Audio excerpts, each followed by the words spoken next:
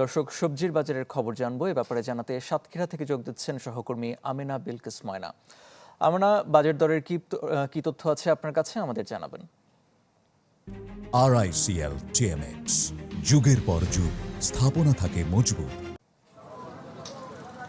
আরেকদিন আমি দাঁড়িয়ে আছি সাতক্ষীরা শ্যামনগর উপজেলার দক্ষিণ উপকূলীয় উপজেলা শ্যামনগরের কলবাড়ির বাজারে।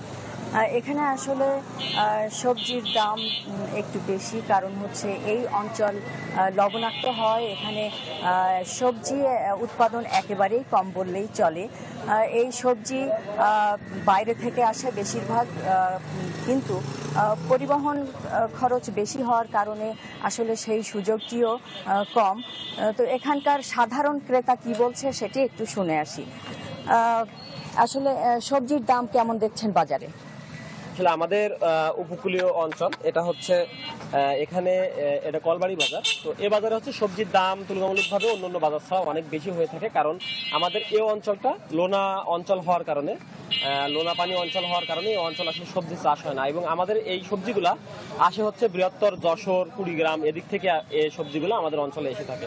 এজন্য পরিবহন খরচ থেকে শুরু করে অন্যান্য খরচ বৃদ্ধি পায়। এজন্য আমাদের তুলনামূলকভাবে অন্যান্য অঞ্চলের সবজি থেকে আমাদের অঞ্চলের সবজির দামটা অনেক বৃদ্ধি পায়। যেমনটি শুনছিলেন, আসলে এই অঞ্চল লবণাক্ত হয়, এখানে তো সবজি উৎপাদন হয় না। এখানে মাছের উৎপাদনটা বেশি, কিন্তু বেশিরভাগ নিম্ন আয়ের মানুষ কিন্তু এই অঞ্চলে আছে। তারা বাজারে এসে যখন দেখে যে সবজির দাম 50 টাকার উপরে এবং শাক জাতীয় যে পণ্যটি সেটি হচ্ছে 15 টাকার উপরে আটি, তখন তারা কিন্তু হতাশ হয়ে যান বাজার থেকে, বা অনেক সময় বাজার না করেই ফিরে যেতে হয় এই নিম্ন আয়ের মানুষগুলোকে।